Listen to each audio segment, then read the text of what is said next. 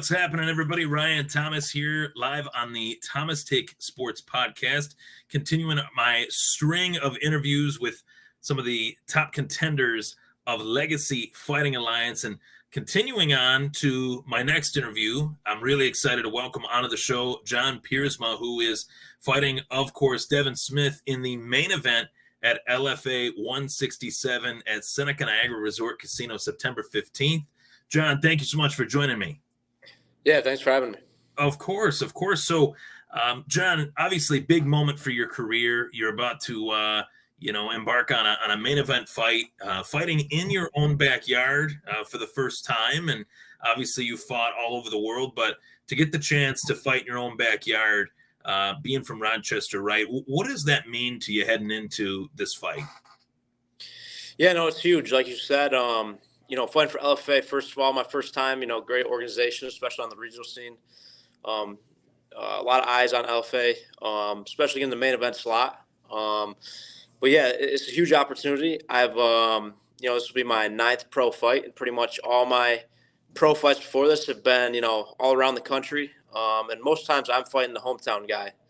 So for the first time being, kind of close to now, hour, 15 minutes from Rochester where I live, being like the hometown guy for once, it's going to be a cool experience. Got a lot of people coming up, a lot of family, a lot of friends, a lot of guys I train with. So yeah, it's going to be awesome, get that experience for the first time. How many people, just out of curiosity, John, how many people reached out to you for tickets once you told them, hey, I'm fighting in Niagara Falls?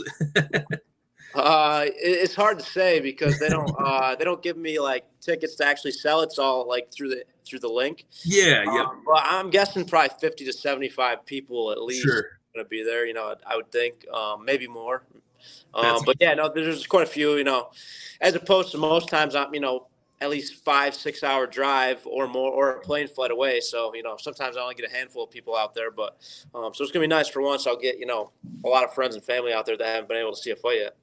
Yeah, definitely. That's always nice to have people in your corner, literally in your corner, behind you, trainers, coaches, but then the people in the crowd too, right? And I'm sure you're going to feed off of that come September 15th. Now, you're on a tear, to put it mildly. I mean, you've won 4 straight fights. Your last fight was in February at Combat FC 3. You had fought at CFFC, a few times here over the last 3 years, and to get the chance, as you mentioned, to travel, fight all over the world in multiple promotions, but to get the chance to be in a main event with LFA at this point in your career, what does that specifically mean for you in terms of like not trying to look ahead, but looking forward to that opportunity to impress on a big stage in front of a very big crowd?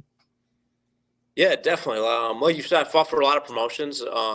Some good promotions too, but this is just another, step in the right direction, fighting for LFA, who, obviously, puts a lot of fighters in the UFC, being able to fight, on UFC Fight Pass main event, it's a big spot, there would be a lot of eyes on, and, next Friday, if I go in there and do what I know I can do and put on a performance I know I can, hopefully that's just going to put, more eyes on me, and it's going to get me one step closer, or it's going to put me over the top to get me, to that next level where I want to be. Sure. And as a mixed martial artist, you have to be well-rounded in every discipline. But something that caught my eye in regards to knowing your journey and learning your journey, just the fact that you have competed in some grappling matches and you've been in that kind of scene too. What has that meant to your development as a fighter and enhancing your background in Brazilian Jiu-Jitsu within those moments of competition? Yeah, definitely. I really enjoy getting able to compete in no-gi outside of fighting when I have the chances. I've had the opportunity to compete on some pretty big stages for just grappling events. So that's been awesome. That that's just great. It's not a fight, but it's just great experience going out competing against some of the top guys in the world in grappling, not fighting. That just pure grapplers. Getting out to go out there, compete against those guys, hold my own. I think it's nothing but positives getting that experience. Competing against that level of guys. So yeah, it's great. I love to just compete. I love to stay active. So in between fights, whenever I get a chance, I love to jump on any opportunities to compete. Yeah, that's a great way to stay active, and that scene is growing. Obviously, we got some news, Yeah, a few weeks ago that George St. Pierre is making his competitive return in a grappling forum. yeah. Do you see yourself? Obviously, you're obviously a very talented mixed martial artist, and you have your goals within that sport. But is that something that you see yourself continuing to do throughout your mixed martial arts career? Kind of dip your toes into the grappling water, so to speak, and stay to allow yourself to stay active. Yeah, definitely. I'm gonna, like I said, fighting and MMA is the career path, and that's my main focus. Mhm. But in between fights, yeah, any opportunity I get to jump on some grappling events, yeah, 100%. Like I said, I train a lot of nogi, obviously for fighting. I teach nogi classes, and I really enjoy it. So any chance I get to jump on these competitions, and make some extra money on some of these things, yeah, definitely. Any opportunity I get that works into my fighting schedule, take it 100%. Sure, sure. And where did the nickname come from, Warhawk? I'd love to get the story on that. Yeah. So I turned pro. I didn't have any kind of nickname. And my manager was on me. He's like, "You need a nickname. You need a nickname." And I was like, you got to give me one. I'm not gonna give myself my own nickname. And so he found out that my middle name is actually Hawk. Oh So wow, that's that's awesome. that's where it came up. So that's went with it, and I was like, all right, let's run with it. See, it stuck. So that's where it came from. That's great. That's great. Now, your opponent that you're competing against obviously also has local ties. I think, I talked to your opponent, Devin, a little bit earlier. I asked him this question. I said, you guys both being from similar backgrounds, just growing up in the same kind of area, obviously, what does that mean to you to be able to actually compete against somebody that has ties to the same area that you're from too? How would you categorize that? Have you ever had that happen before in your career? No, I don't believe so. I'm not really. I didn't really know he had any ties to that area, Yeah. to the Niagara or Buffalo area. I didn't really know that. But no, I don't think so. Yeah, no, that would be a first then. I didn't know he really had any ties to that area.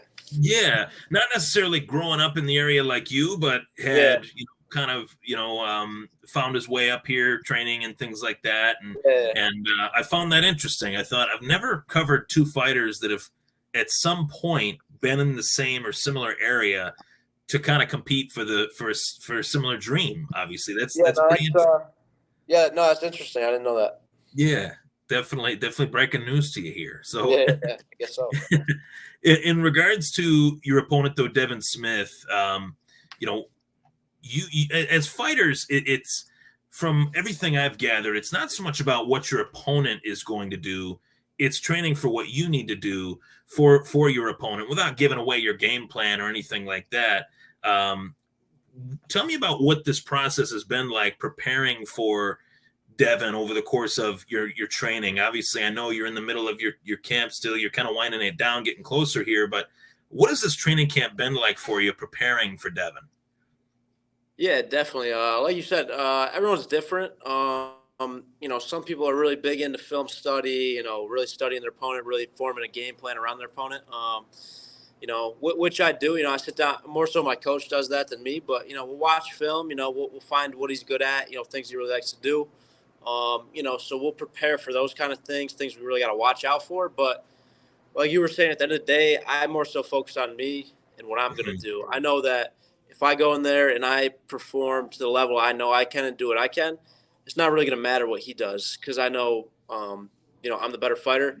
And if I bring, the level I can that night, it's not going to matter. But yeah, we still watch film. I still, take notes and we work things, we got to watch out for things he's good at, um, Sure. so we're aware. But yeah, like I said, at the end of the day, I'm more so focused on me and knowing if I go in there and do what I know I can do, it's going to be a good night. Definitely, most definitely. Now, in terms of growing up, obviously, I would say you've had to have had some sort of inspirations in fighting that allowed you to kind of embark on this journey, and someone that caught your eye potentially that made you think to yourself, "Hey, I'd like to do that." I've had those people for me in my industry. I'm curious to see if there was a fighter in particular in combat sports, boxing, MMA, or even potentially wrestling, professional wrestling. I've had fighters give me that answer too. Yeah. Who's out there potentially that, in the past that kind of provided you the thought process of inspiration to embark on your career? There never really was a certain fighter that really gave me inspiration. Like I said, I started training, when I was in college playing football. Mhm. So I wasn't super into I'd watch the big fights, like the John Joneses, GSPs, Mhm. Conor McGregor's, stuff like that early in his career, like the big fights. So I'd know the big Right. names, watch that stuff. So I think that's cool. But until I started training, I wasn't really super into it like I am now, obviously. So I don't think there was any super big name fighters that really gave me inspiration to start training. It was just kind of oh, I thought that was a really cool sport. I'd watch the big fights, everyone would hype up. And then, once I started training, that's when I started really watching it and really, getting into it. But Right. yeah, before I started training, I was just the average guy who would, watch the big fights, The but big not fights. to it. Yeah. Gotcha. What made you start training out of curiosity? You were playing football at St. John Fisher, right? We'll definitely talk about Yeah. that in a moment here. But what made you actually, embark on, hey, I want to try this sport? Yeah. So I was playing football. As my junior year. So I had one season left. It was the junior off season. And I had a couple buddies that on the football team that knew a guy that trains at the gym I'm still at. It's the gym I walked into day one. Wow. So they go, I know this guy that trains there. You guys interested in just trying it out? I was like, yeah, that's always seemed cool. Yeah, I'll give it a try. Like, why not? So we go in, we just go in, we went a couple times that week. And then they kind of liked it, but they kind of fell off. They were like, yeah, they didn't stick with it. So I kind of stuck with it, doing a little bit. I was like, all right, this is really cool. I kind of like this. So I had one more season of football left. I was like, all right, I'm gonna finish that out. So during football, I trained here and there when I could a little bit. So football season ended. I was done playing football, and I knew I needed something to stay. I wasn't going to the NFL at that point. I needed something to keep me motivated, something to pursue competition, something. Mm. So I started training more, and then the guy who owns the gym asked me, you interested in fighting? I was still in college, so I was like, yeah, why not? What I got to lose? So I trained a couple months hard, got ready for this fight, jumped in there, won my first amateur fight, and then I was kind of sold. I was like, all right, this I really like this. Like, I want to do this. Racked up a couple wins before I graduated college. Got out of college, kept fighting amateur for a while, and then I decided to go all in with it, go pro. That's awesome. That's really awesome. It's funny how one sport kind of led you to another, and, Yeah, and yeah. playing at Fisher, as you mentioned. What position did you play when you played at Fisher? I kind of played everywhere as on defense, but mostly Wow. linebacker. Mostly. Oh wow. Yeah, You mostly. you were laying the hammer down on the gridiron as much as you could, right? Yeah. Defensive guy. Now, who was the coach at Fisher while you were there? Coach Vosberg. He's still there. He's been there He's forever. still there. Okay, that's He's what been I there that's for what I thought. fuck. He's Okay. probably been there for might be over 30 years by now. Yeah, it's been a bit. I was about to say because I was like, wait a minute, yeah, he's still there. Yeah, he's still Now, there. being that you played at Fisher, out of curiosity, that being the main hub for the Bills training camp these last few years, obviously 15, 20, did you ever come across any Buffalo Bills players while you were practicing or anything like that? Yeah, no. So I'm not a Bills fan, and I really wasn't a Bills fan after going to college there, because they totally which fair. They pay the college a lot of money. But Right. they would take our locker room, they would take our dining The room, they would take dorms, right? we all got stuck in the freshman dorms. We had to walk around campus so we wouldn't get in their way. They took Man. the best practice schedule, so we would just practice in the midday heat. Oh, We couldn't use our weight room. We couldn't use our film. It was I hated the Bills. I yeah. still hate the Bills because of that. So no, I'm not a Bills fan. In your experience, I would understand. Obviously, practicing Yeah. anyone that's put the pads on in midday heat, as you mentioned, Yeah, so would obviously the Bills understand. they would take all the on the the good field, they would take all the good practice slots early morning, evening. So our 2 a days would be midday training sessions, when it was 85 out, and Brutal. Yeah, so they pretty much took everything from us. So yeah, I wasn't a Bills fan going in. I'm really not a Bills fan now. Who do you root for now? Who's your team? I've been a Steelers fan since I was a baby. Since you were a kid. Okay. All right. Yeah. I respect that. I got Yeah. a lot of love for the Steel City. Nothing wrong with that. Yep. As long as you didn't say like Patriots or Dolphins, I might have No, to end no, the no, stream. no. I don't know. No. I'm just teasing you. No, but I definitely I definitely was fascinated by that. You know, digging into your background and seeing that, you know, you had played at Fisher and having that opportunity. You know, I'd like to get your take on the differences, if any. Have you noticed as a you know, former football player at Fisher compared to a mixed martial arts fighter and training and things like that, any sort of differences in coaching tenacity? Like, one is an individual sport, granted, but you are training with your team, and then football is obviously a team sport, but you got to play as your own individual player to obviously perform. Do you see similarities or differences in the two? Yeah, for me, they're two totally different things. Yeah. Yeah, way different. Like you said, MMA is more of like you got your coaches, but it's more of an individual sport. Like, Right. you know, if you're not doing the right things, it's on you. Like it's football, like this team thing. So like you can't really be slacking because, you know, that's hurting the team and the coaches are right on top of you. You know, MMA is more of an individual sport. It's all or nothing on you. So I'd say that's the biggest difference. You know, we have like the team and the fighters here, all the guys who fight. So, you know, a team, but it's in a different sense. It's a very, you know, individual sport as opposed to, you know, football is a very team sport, you know. Right. So that's the biggest difference. You know, I like both aspects of both, but yeah, two totally different things for me. Yeah, I would say so too. Just I played football, baseball, wrestled. Yeah. There's nothing like having to go up against somebody else with everybody watching, right? It's all on you, yeah. It's all on you, exactly. And when you prepare for this main event in your head, you're training. That's one thing, but when you go to bed at night and you're thinking about this fight, as I'm sure you are, how do you envision this fight going down in your own head? You being your best, how do you see it going down? You know, I mean, I honestly, if I go in there and perform the level I can, I envision myself dominating every aspect of this fight, and coming away with a finish within the 3 rounds. You know, I don't know exactly how that finish will be or at what point in the fight it will be, but if I show up and fight the way I should, I expect, you know, a dominant performance with a great finish. That's what I'm predicting. I love it. I love it. And obviously, fighting in the main event at LFA with a win, what are some of your future goals as a fighter? Obviously, winning this fight is paramount, is to right now, living in the now, but getting the win as you envision, you know, just doing what you need to do, controlling what you can control, and getting that W.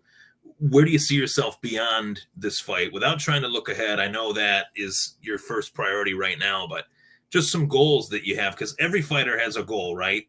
Yeah. What's your main goal as a fighter? You know, one of my goals, more sooner goals would be, you know, obviously get to the UFC. That's one of the first goals. You know, you got to get there first. Right. You know, with the win here, hopefully, you know, that puts me to the point where I get that call. But you know, I try not to worry about that too much because at the end of the day, I don't control that. You know, it's not you know, I win, I get called. You know, you never know. It could be any time. I could have to win 4 more fights. I could have to win this one. So, Sure. like I said, getting to the UFC, that's the first goal. And then we'll go from there. But, like I said, hopefully I go on and put a great performance, and I get my opportunity. But, if not, you know, I keep fighting. I keep winning fights and, you know, stacking them up, and good things will happen.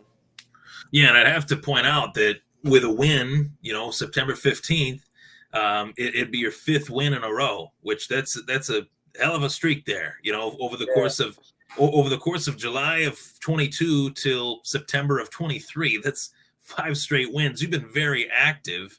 You've been winning fights. And typically, from what we know of Dana White, that's what he likes to see, guys that stay active and guys that win fights. But as an MMA fighter, John, I mean, UFC is the goal for a lot of MMA fighters, but I feel like right now mixed martial arts as a sport is in a really healthy place as far as options for fighters to go down. Talk to me about that. I mean, right now I feel like you're at a really great point in the sport, whereas if you were to go back, maybe 5-10 years ago, wouldn't necessarily have as many options as an MMA fighter as you do right now, potentially. Yeah, definitely. There's definitely some other good options out there. I'm not saying no to anything that gets brought my way. Where I'm sitting now, obviously UFC is the goal. That's the premier league. That's where it's looked at of the best fighters go. That's where if you want to be the best, you got to beat the best type thing. So yeah, that's the focus now. That's the goal. But yeah, like you said, there is some other up and coming leagues and money to be made other places. So I'm not going to say it's impossible, to take any kind of other offers that come my way. But yeah, we're just going to focus on getting this win, and then we'll go from there. And like I said, when you win fights, opportunities come your way. So go in there, take care of business, and hopefully some better opportunities start rolling in. I love it. I love that thought process. And, getting this win would definitely get you there. I can attest to seeing fighters fight in LFA, and this is your first LFA fight, main event fight, no less.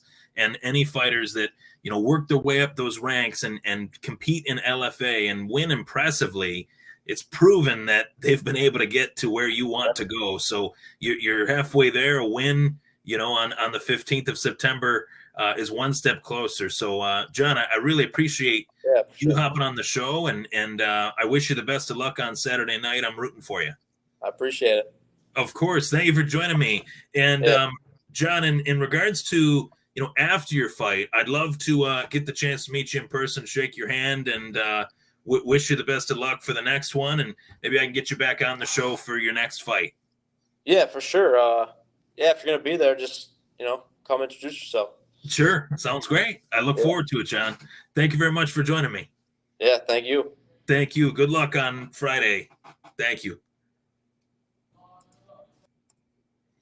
That was John Piersma, one half of the main event at LFA 167, which takes place Friday, September 15th at Seneca Niagara Resort and Casino. John Piersma coming back, fighting in his own backyard right out of Rochester. And as I mentioned, it's kind of ironic, both of these fighters, John has deeper local ties to Western New York, but of course, the opponent that is Devin Smyth for Jonathan Piersma has some local ties based on coaches, trainers, and things of that nature. So a really unique opportunity for myself to get the chance to interview both of these guys, as they're both competing for the main event win on Friday, September 15th, Seneca Niagara Casino, Legacy Fighting Alliance.